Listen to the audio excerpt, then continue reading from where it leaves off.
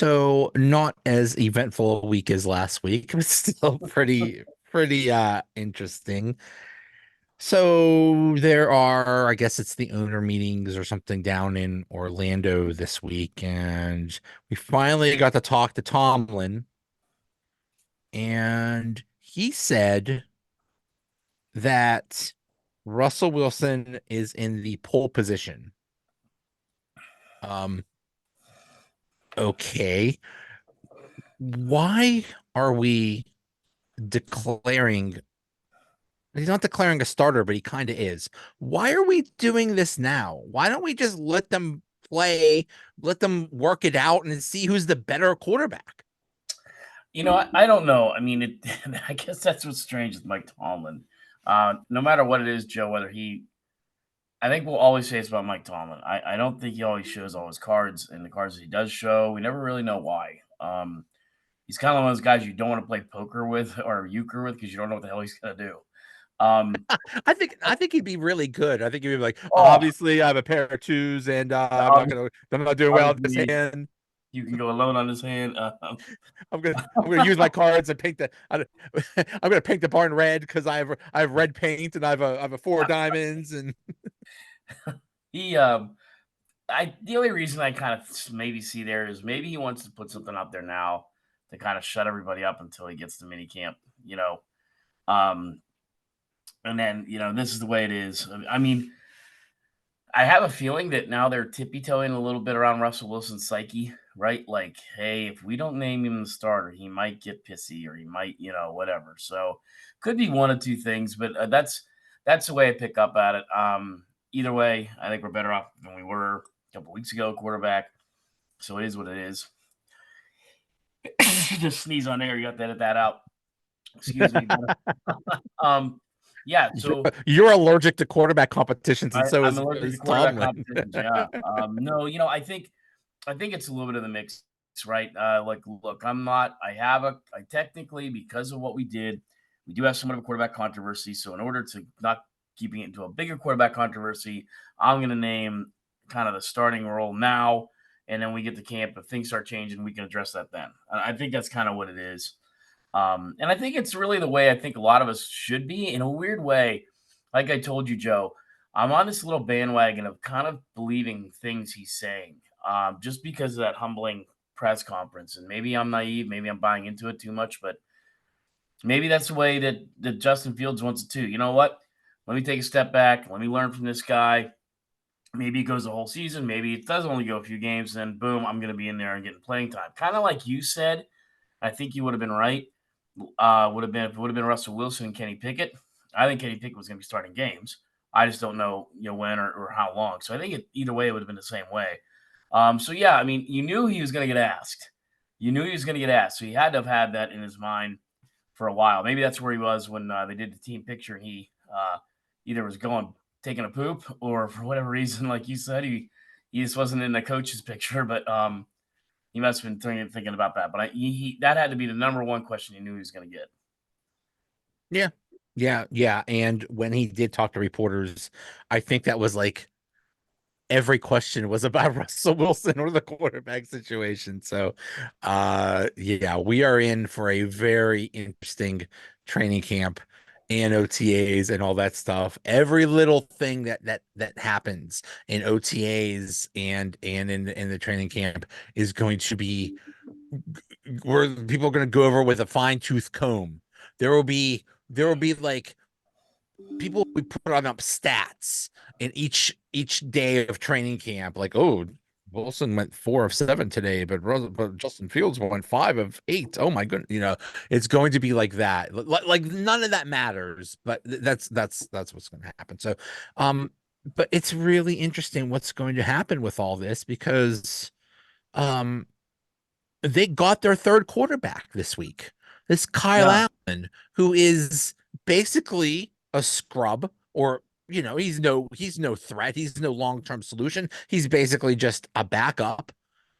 I thought maybe they would get like a pretty prominent quarterback in the draft. Maybe it doesn't look like it now. Maybe they will, maybe they won't. But now we got to think about the future of the quarterback position. Is it going to be Justin Fields? Is it going to be Russell Wilson? Is it going to be someone else next year? Is it or 2 years from now? I don't know.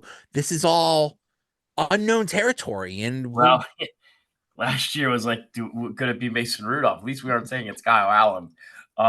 But yeah. no, I mean, there's could have been a couple ways about that. I think again, okay, now you have three quarterbacks, so the pressure's off in the draft to get a quarterback.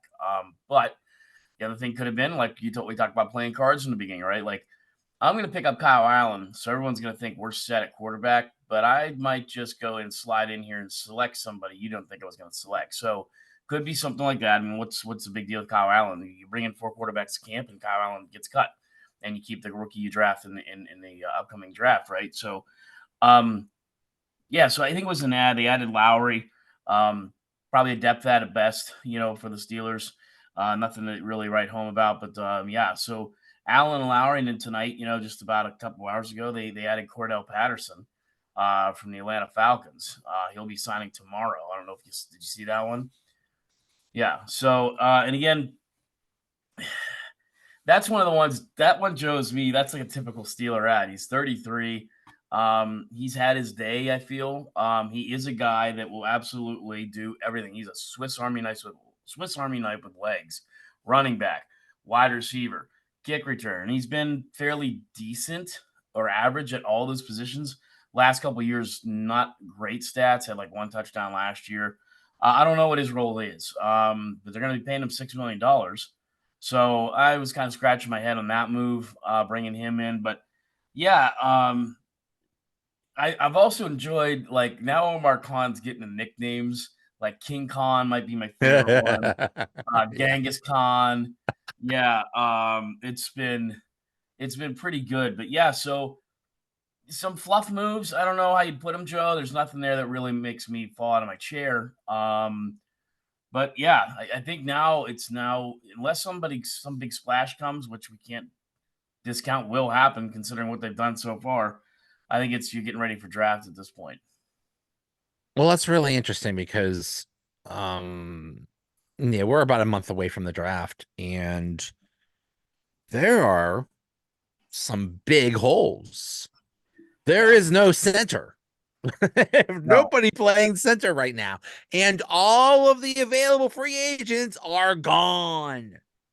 So now what? Your options are hope you draft someone or trade for someone. Hoping you draft someone is scary.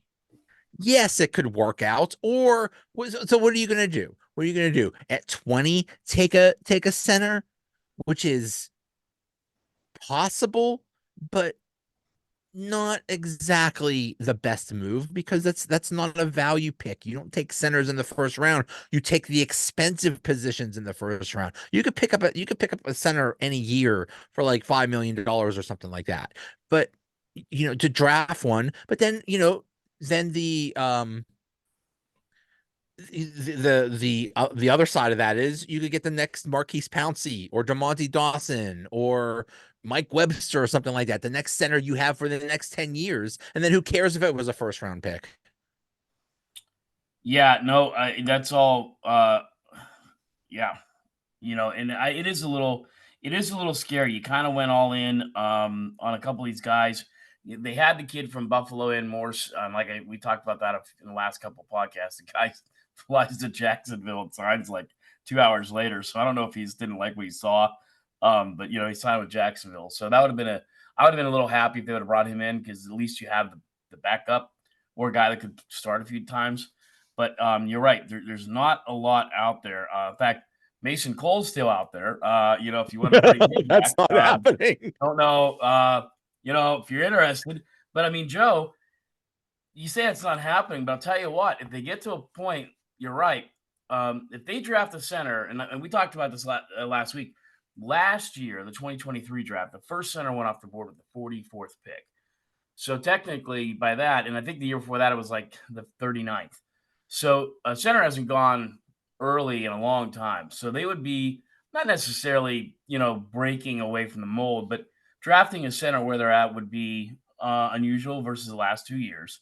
But it wouldn't be unheard of when you have such a glaring need, because you're right. Some big holes, and one of those is center. There's no way around that. So I don't think anyone's going to look at the Steelers and say, if they sign this JPJ kid from Oregon, or the kid from WVU, and say, "Oh, what the hell are you doing?" No, it's a legit signing. It's a legit need. It's a legit fill. So, and maybe that's their eggs are all in that basket. Yeah, there's maybe just a handful left. They could bring in one of those guys as a backup, but they're not going to. I don't think they draft two centers. They might. Maybe they draft one in the late round, but I think this almost guarantees 90%, 85% they're drafting a center. But you're right. Other needs, left tackle is a big one. And there's some really good left tackles in this draft that will be there for them. So I don't know. Pretty interesting. Pretty interesting. The people they brought in, but yet the position they put themselves in is both exciting and a little bit nervous at the same time. They also need a wide receiver now, Yep. which they didn't before. And I would say with the amount of attention they're paying to wide receivers that they're talking to in the draft, I think it's a very real possibility they go wide receiver in the first round.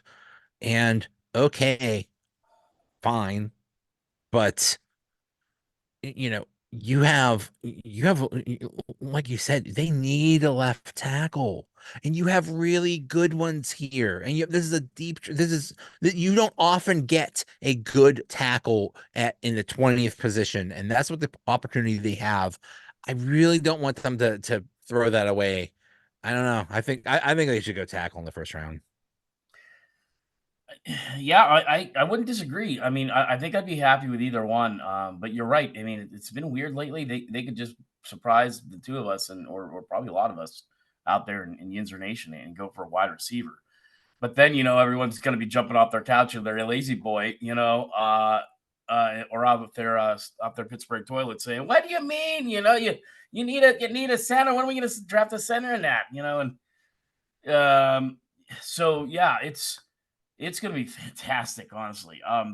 They're not doing anything with Ayuk. I love the exchange between how he looks just like Mike Tomlin. That I never realized that until like this last month The about him and Mike. resemblance is scary. It's It's uncanny. it's it's one of those things where you say we're in a simulation and they're just copying and pasting people. He looks exactly like like perfect facsimile. Yes, yeah. So, yeah, I don't know. I mean, there's a couple guys out there at center still. Brian Allen, the Queensberry kid. There's like 3 to 5 guys left. I wouldn't be surprised to see them bring one of them in here in the next couple days just to get a body at center. I think Connor Williams is out there too. So there's like maybe 5 or 6 left, including Mason Cole. And you're not obviously bringing in your starting center, but at least it's a depth pad. But yeah, I mean, I guess I still feel they're going to go center, but I would be fine if they went tackle. But it's really kind of up in the air because those are the 3 glaring needs with not a lot behind them depth wise that they need to address. So it could be any one of them. It really could. And What you really don't know. I saw it on Wake Up the other morning on football or NFL Network, where they were talking about there's a big kind of a crapshoot after the first 3 picks. There's some people saying there's a lot of people all over the place on who's going to take what and where. It really is. it's all up in the air. Now I'm hearing that JJ McCarthy might go like top 3 or something Uh, like that. Oh my goodness. I'm not Okay. sure. Okay. I know you'll like this. Basically, that dude and what Michigan did was worse or if as bad as what New England did with Spygate. And Yeah, Michigan basically got nothing. They got no, basically not even a slap on the wrist on it. And you look at McCarthy, how good he was when that all was going on, and then after they caught him, he sucked. Like, yeah, it's really good. You're a really good quarterback when you know what the defense is doing. You dummy. Like what? I just think he's highly overrated. yeah, and the other thing that I thought too is, boy, they were whether you want to say or how much you may buy into or adamant Ohio State fans that Michigan did do a lot of the cheating, and they obviously did some because they got caught and reprimanded for it. I always point that out to the Patriots fans. Oh, no, we didn't. Yeah, you did. You lost draft picks. You did cheat, and we all know. I mean, I'm sorry, whether it's I have my Steeler tail head to toe, or you have your Steeler hat on. We know that they cheated in that one playoff game. All of them knew. Joey Porter knew. They knew the plays. They cheated whole-handedly I and think it was got a our guy couple. I think it was a Yeah, couple of those playoff games yeah. that they So basically stole from the Steelers. right. So we're reeling it back in with that, though. I mean, those Michigan teams really had some strong running teams, great offensive lines, incredible running. And McCarthy was a good quarterback, but he's a guy that strikes me as like a top 5 pick. He's one of the Oh, guys I think, well, he might be there in 5 or 6 or late 4. That could be if we wanted to take a run at it. No longer since they signed Kyle Allen. But yeah,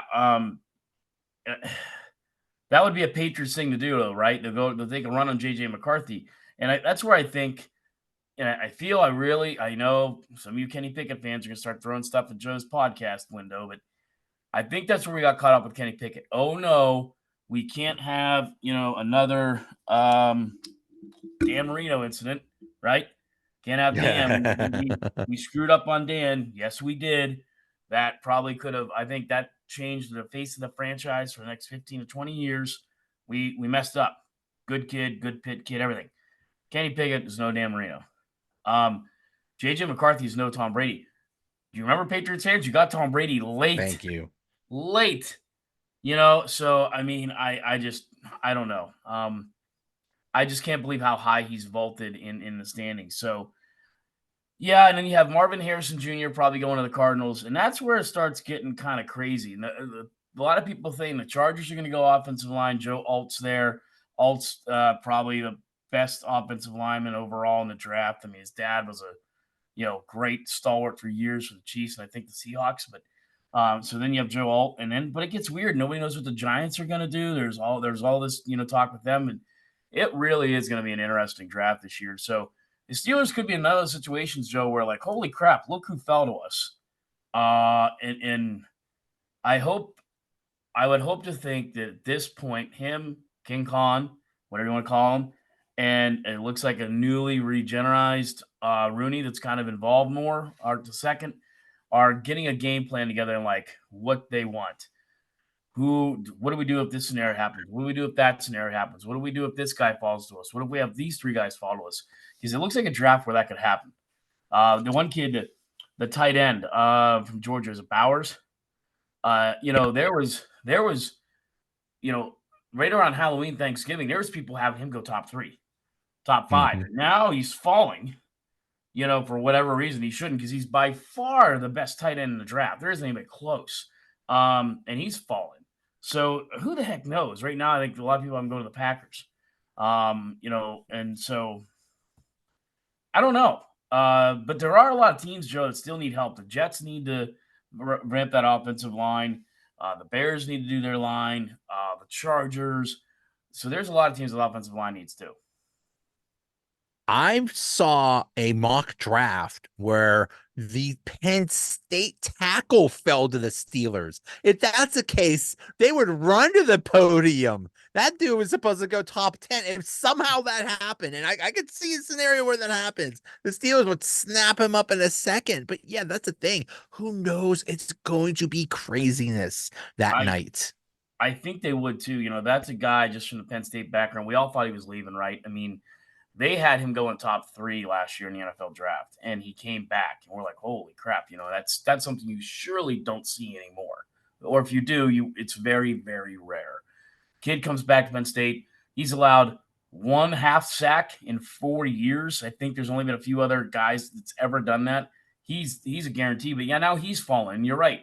I think a lot of teams go running up to the podium though if he falls to them. So yeah, this is probably going to be one of the better drafts. I still, if anyone follows this podcast, Joe and I are still the mantra: Saturday morning, Saturday morning, Saturday morning, instead of this Thursday night where we're up till 1:30 in the morning for the 32nd pick on Thursday night. But Thursday night is going to be a lot of fun.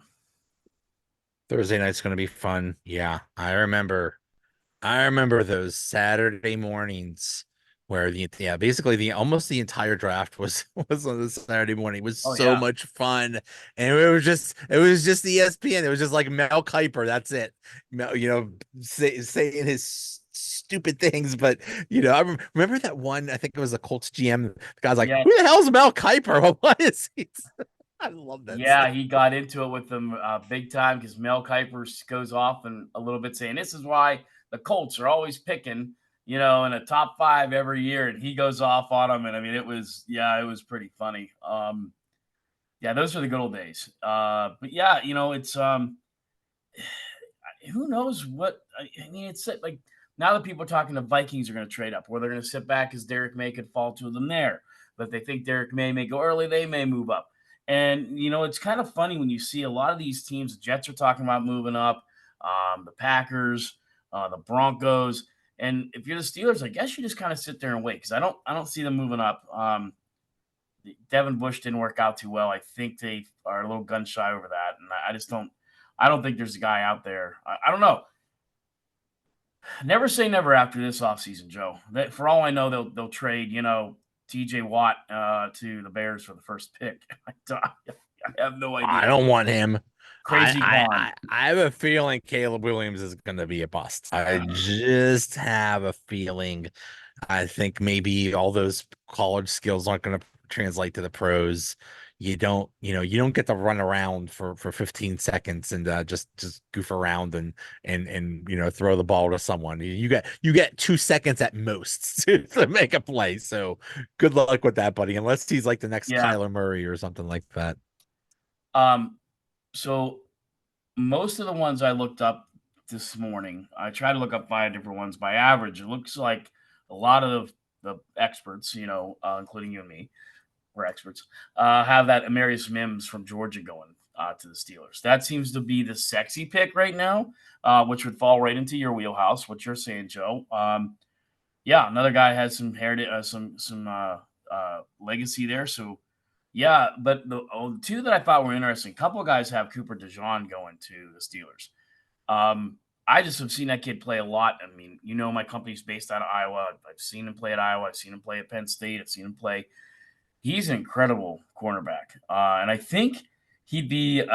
This is just an observation, not anything else. I think he'd be like the first white starting cornerbacks in Jason Sehorn with the Giants, which is just hilarious to me.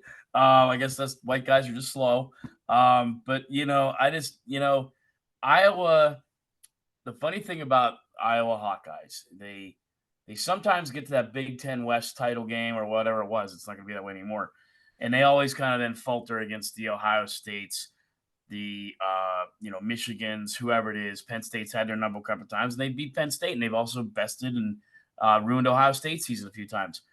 But they have pumped out a lot of good quality NFL players, especially at the tight end position.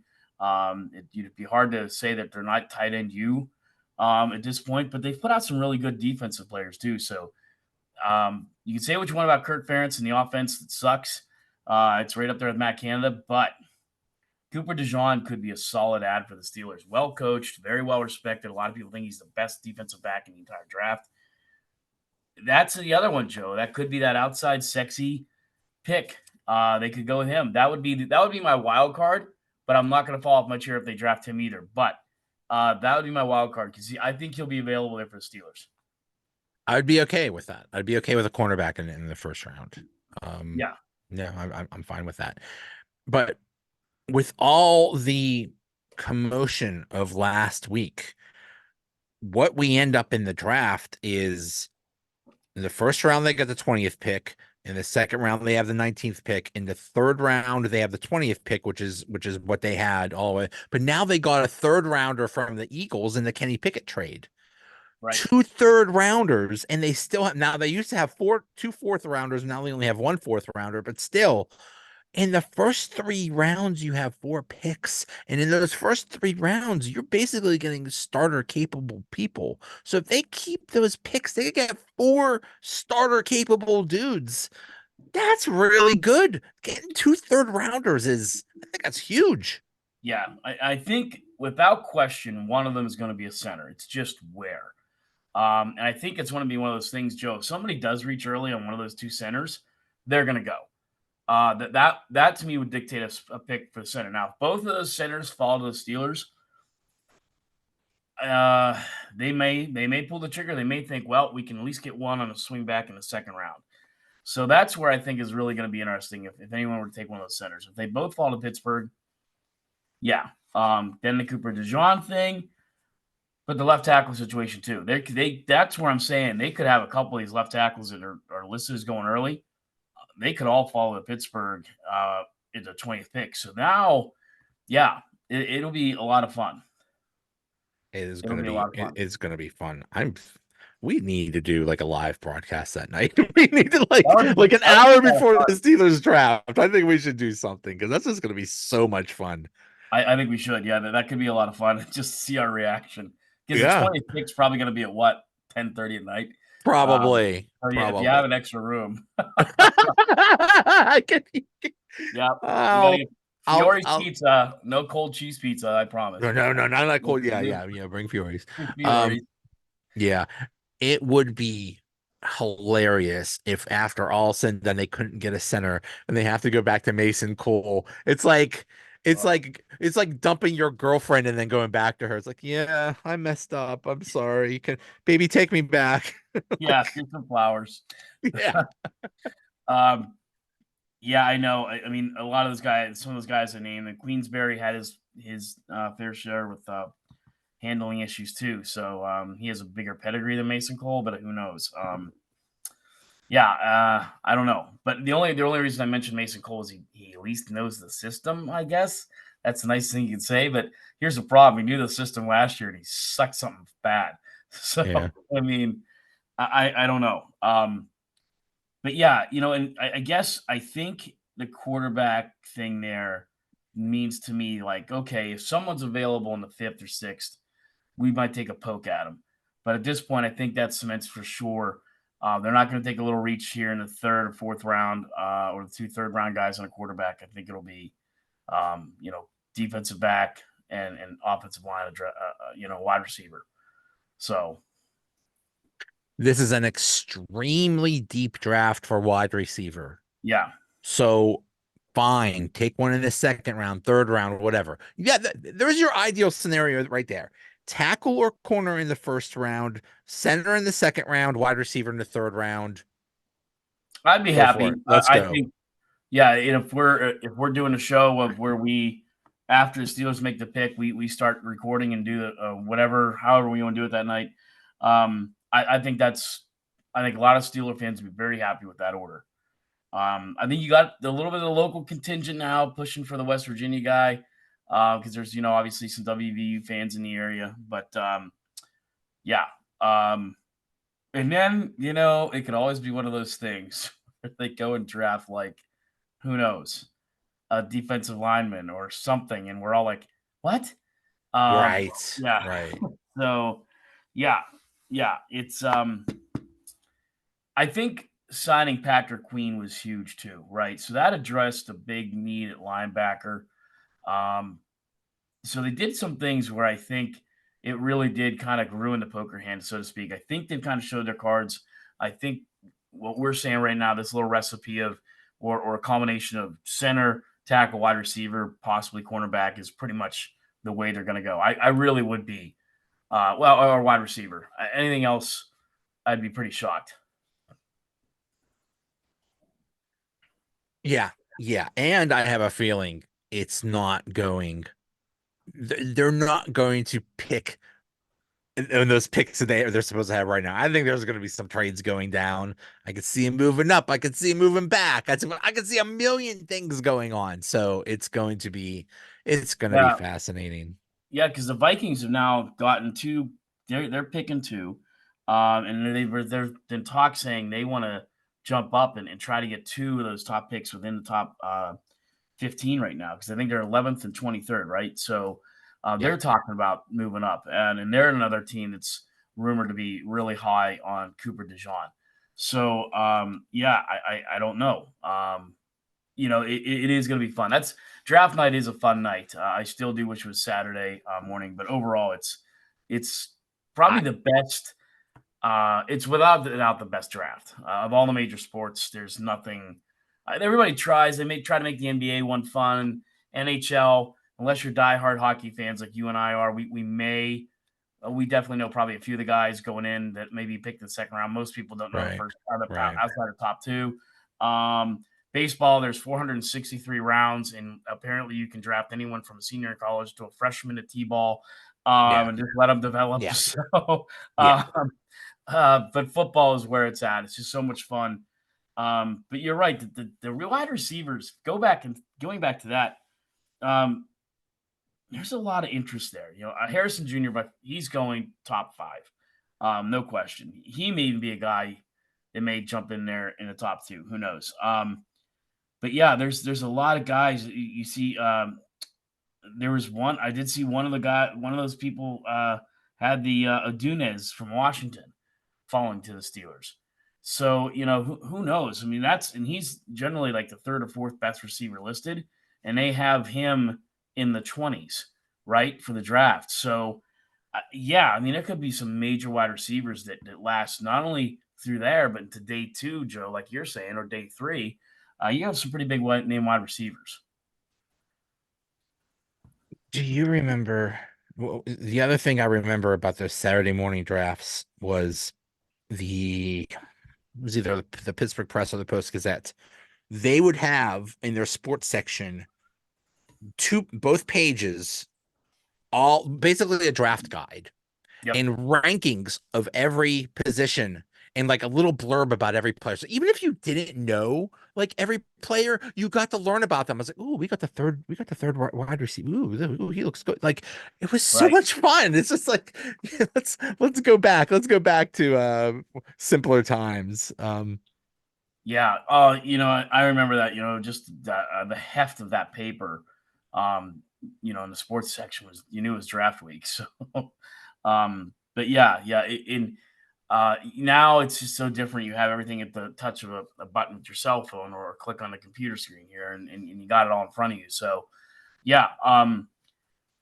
Definitely going to be something where the Steelers have glaring needs. It's kind of funny to say that because as active as they've been, arguably the most active or at least the most flamboyant active team in the offseason, it still has some pretty big holes. And you're right. I mean, if you want to bring in one of those guys back at center, fine, but you got some serious holes to fill. It's a little, like I said, it's a little scary. It really is. It is. So It I guess is. maybe what they're thinking is they draft a center, Joe, and somewhere along the line somebody will cut a center here or center's going to be available, and they feel like, all right, we'll pick up, you know, just whoever. But yeah, The team that drafts that JPJ is going to put him in day one. oh yeah, So whoever is the starting center now will now become available, and maybe you could get him cheap. They could release him or trade him or whatever. So maybe that's the it play. it I don't know. does it does seem like they're very high on both of those guys, and that's where I guess I wish to me that would be the fun time to be the fly on the wall. Is so if you're sitting there and they both fall to you, what do? They look at each other and go, "Holy crap! What do we do now?" Like, you've done that in a fantasy football draft where you're like, okay, I want this guy, but swings back to me, and then it swings back to you, and like you got both of them, and you're like, damn, what do I do? Wow, what now? So, That's usually so little yeah. fantasy football, 25, 50, $300, whatever you pay. This is millions that you're looking Millions. at. Yeah. And you're right. It's funny with the Steelers because we we love a lot of things here in Pittsburgh, and we're very proud of our centers. We've had a great tradition, arguably, you know, maybe the best. So we're looking for that next Dermontti Dawson, Mike Webster, Marquise Powney, Jeff Hardings. I know we didn't draft Jeff Hardings, but he worked out pretty well for a while. And so we're looking for that next guy. You know, we Well, definitely are. we're seeing the Arthur Smith influence in some moves in the offseason. Mhm. Getting rid of Deontay Johnson for, you know, was happened for many reasons. One of them was he was a malcontent. Another one, that he wanted out. The Steelers wanted him out because of his attitude and stuff. But also, he wasn't going to be the kind of wide receiver that Arthur Smith would want in his offense. He wants like a blocking wide receiver. So now we get, you know, Cordarrelle Patterson, who was a few years ago was like a Swiss Army knife. He had like 500 yards receiving and 500 yards rushing 1 year or something like that. And even if he's just a wide, even if he's just the kick returner, because apparently what happened was they were discussing whether this kickoff rule was going to happen, and Cordarrelle Patterson's agent was hanging around like hey guys, if this kickoff thing happens, you're gonna need a returner. I got one right here. So that's exactly what happened. And Steelers like, okay, we'll take him. Yeah. Yeah. Excellent point on that. And I'm glad you brought that up because the other one to me was this new, once again, the NFL powers that be have the owners have put this drop hip tackle. And Joe, it's just now another call that's going to be open to interpretation, which in fairness to the referees, they didn't need, right? So now it's going to be up to them to decide. There's no black and white on it. I see why they did it. But it's just like, man, what are you guys doing? I guess and the NFL owners, to me, as much as I'm embracing and love the draft, they are the shrewdest bunch of businessmen and families, or whatever you want to call them, that are. They do it their way, and they don't give a damn what you and I think, or what the NFL referees think, or whatever. You know, I guarantee this is going to happen. The Steelers are going to lose a game because of this hip drop tackle thing. You know it's going to happen. You know it's going to be like the Jesse James catch. It's guaranteed to happen. And yeah, you are putting yet another thing on basically the refs. Like they don't have enough to do. Like they're not good enough already, or incompetent enough already. Now we're adding another thing that they have that's in their hands. This is a disaster waiting to happen. And I hope this whole kickoff thing isn't also a disaster because they radically changed the thing. Holy crap. So basically, instead of running down the field like 50 yards and hitting somebody, they're going to be both opposing teams' lines are going to be like right next to each other. And then they have to wait for the kickoff to go over their head. And then the ball has to be in play and it has to be returned. And that's just we're just making it too complicated. Put robots out there as refs or something like that. We have AI now. Just put Yeah, robots out there. I get a little worried when we start taking too much from the XFL. Yeah. There were some things that they did that was, okay, let's go. But yeah, man, I don't like that. And I'm sitting there thinking, okay, it seems like every sport now we have Gene Steratore on standby. Like I know, football really. game, the NCAA tournament, the Stanley, like Gene Steratore, I expect him to, like, if I grab if the milk's outdated in my refrigerator, Gene, Darren just grabbed it. Let's go to Gene now. Yeah. Let's go to Gene Steratore out there. And it's a day past. Technically, pasteurization is in setting in. But, like, did they not have Gene Steratore on standby for the NFL owners' meetings? Like, he has an opinion on everything else, sometimes good, sometimes bad. He couldn't have chimed in saying, this is a stupid idea. Because, yeah, I get it, right? Because what happens on that type of play is a lot of times the defensive player does end up landing on the offensive player's legs. Case in point, you had Aaron Rodgers, right? So I get it, but it's just like, you're right, Joe. It's either going to cost us a game. I guess you could turn around and say, well, it's better than costing us a player. But Yeah. I don't know. But what is a defensive player supposed to do? The play they showed over and over again was that one, it was the Ravens against the Bengals, and Mark Andrews caught the pass and he was running, and the defensive guy comes behind him and lands on him, does that hip drop thing, and ends up Mark Andrews ends up getting hurt for the Yeah. rest of the season.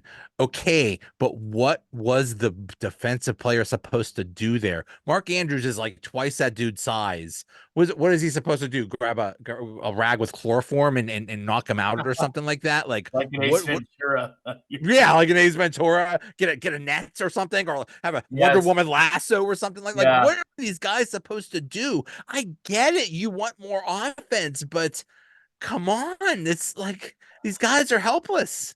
I used to shake my head when people said, "We're moving to flag football." I'm like, "Yeah, okay, no," and I know what they're doing in the Pro Bowl, but man, Joe, you may be onto something because what else is left? I mean, other than getting a good old rib, wrap and tackle up front, I don't know. And you know how that is with that, Joe, is you're almost going to see those flags fly like crazy this first couple of weeks till they Uh-huh. figure out what the precedent is. I guarantee almost every game or half of the games played in week one are going to have that call until the referees figure out where they're comfortable not calling it or calling it. And I don't know. And doesn't Tomlin maybe roles reverse every so many years? I thought Tomlin was like part of the rules committee. At least at one point, Yeah, he was I think head he of the is. rules committee for the coaches, or at least the coach's representative. So I don't know if he had a part in that or not either. I don't know. Well, they apparently they weren't really in favor of the whole kickoff thing, but they saw that everybody else was. They're like, okay, well, we'll go along with it. That hip tackle thing, the players said, please don't make this change. Please don't do this. The players, do you think maybe they should have a say in some of this? Yeah, Jeez. because I mean, They're your employees, for God's sake. I can't say how many times, like statistically, but I know that guy like Highsmith or Watt, if usually if one's getting blocked, the other has an open. That's a good Sam Highsmith tackle, a good TJ Watt tackle, kind of that kind of a play. So I mean, and it's a 15-yarder. It's a big deal. It's not a 5-yard play. It's a 15-yard penalty. So yeah, I don't know. I don't know. I think you're right, Joe. I think it's going to be kind of a unmitigated disaster in the beginning and going to be We'll rough. see. We'll see. We'll Yeah. see. And it's that's where we're at. That's where we're at now. And we're just now we wait. Now we wait. Now all the whole I don't know. Who knows what's gonna happen? You never know with the Steelers, you never know with the NFL. It could be we think it's gonna be quiet and then all hell could break loose. So we'll see. Yeah. Yeah. It's been interesting. I was telling this, I was at the NCAA tournament Thursday, and a couple of people that watch our podcast actually, it was kind of cool. They came up and were talking to me, and they asked what it's been like. And I said, you know what? It's been a lot of fun. It almost seems like week to week. I don't know what Joe and I are going to talk about, or uh, it really is. I mean, usually we're kind of like, okay, we're stretching it out to get to the draft. We're stretching it out to get to the draft. But holy crap. Every week there's been signings, mostly good, some bad, a lot of controversy. So yeah, congratulations, You Kenny Pickett over there in Philadelphia. I still am amazed by the amount of Kenny Pickett haters. Now they set up to me and they seem like they're just waiting. Like, so anyone on Twitter right now is firing off some kind of trying to make intelligence out of her, saying here's what they could do. They're just like, they both suck. They suck, suck. They suck. Here's what's Both of them gonna suck. happen. It's like, They're waiting in the weeds, and the first incompletion that Russell Wilson or Fields has, or first interception or something, it's like, oh, do you miss Kenny now? Like, oh, I know. I almost don't want to watch God. Twitter that first Sunday. I don't want to. And what's this, right? Are the Steelers they're gonna play a Wednesday game this year? Not necessarily maybe the Steelers, but the Steelers could be. I think they put that out there today too. There's probably gonna be a Wednesday NFL game. I it is not. They're not doing week one against the Eagles in Brazil. We know that. That's good.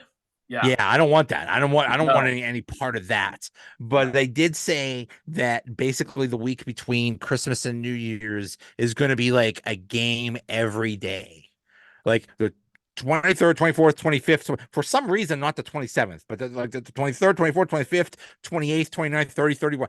And that's where we're going anyway. We're going to have eventually a game every day because the With NFL is so damn popular. And, you know, if they're smart about it, they can manage the schedules and stuff so it's not crazy. But no, I could see them. I could see them doing a day-night doubleheader. The Steelers will play one team at 1 o'clock and then another team at 8 o'clock or something like that the same day. Why right, not? Why right. not? Yeah, why not? Yeah, but oh, could you imagine the drinking at Heinz Field parking lots? There would be so much icy light consumed that day of a day-night doubleheader.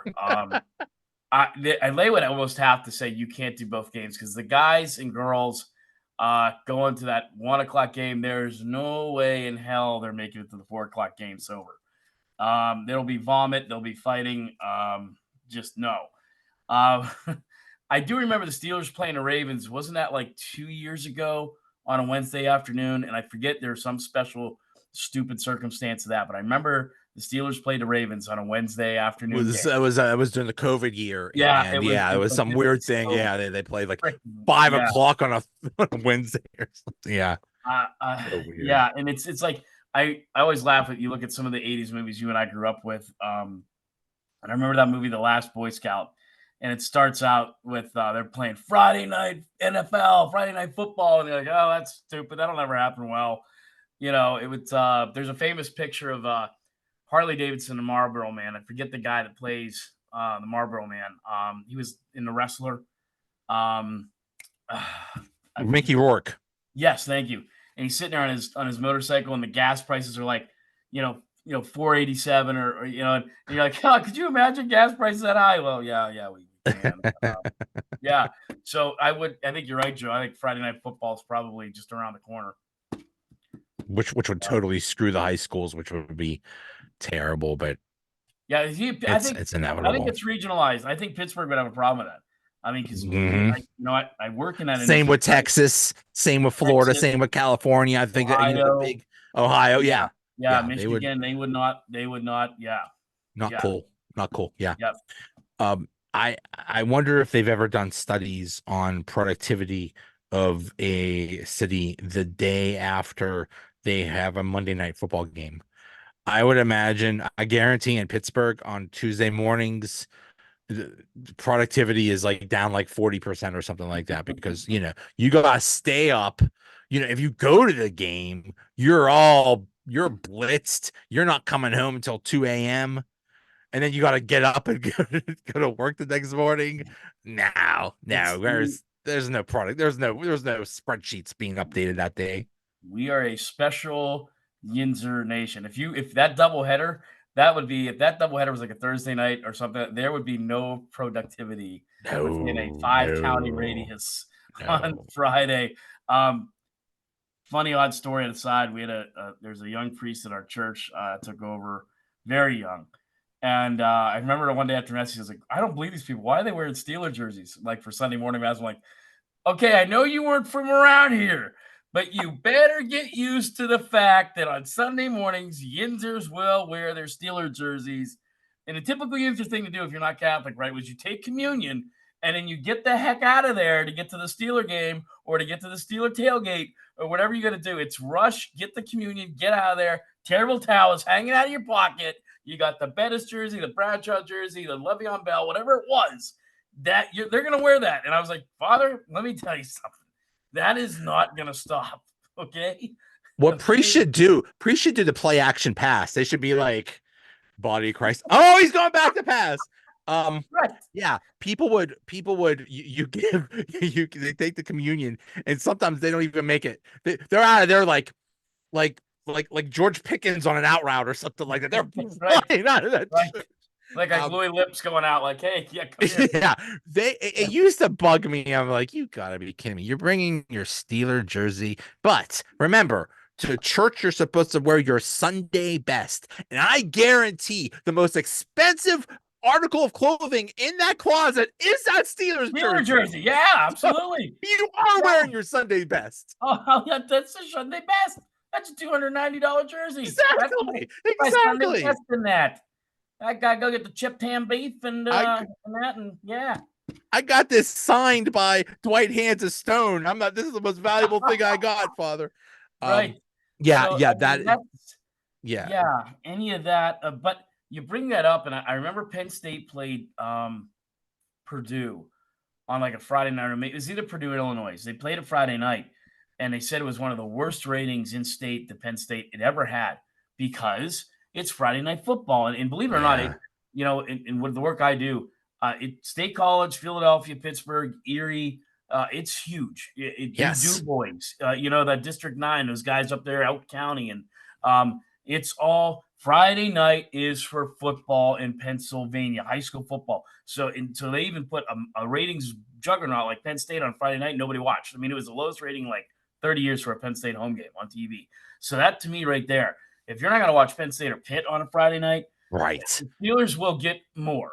They would get more. yeah. I would guarantee you it would not be as much as you think. I think that would be one of the first times you'd see Steeler ratings would go down on a Friday night. Oh yeah, yeah. I mean, when my daughter was in high school, their team sucked. I mean, she was in the marching band, so most of the people watch the marching band, but still, it's like every high school stadium has thousands of people in them. So that's where everybody is on a Friday night in Pennsylvania. That's what we Yep. do.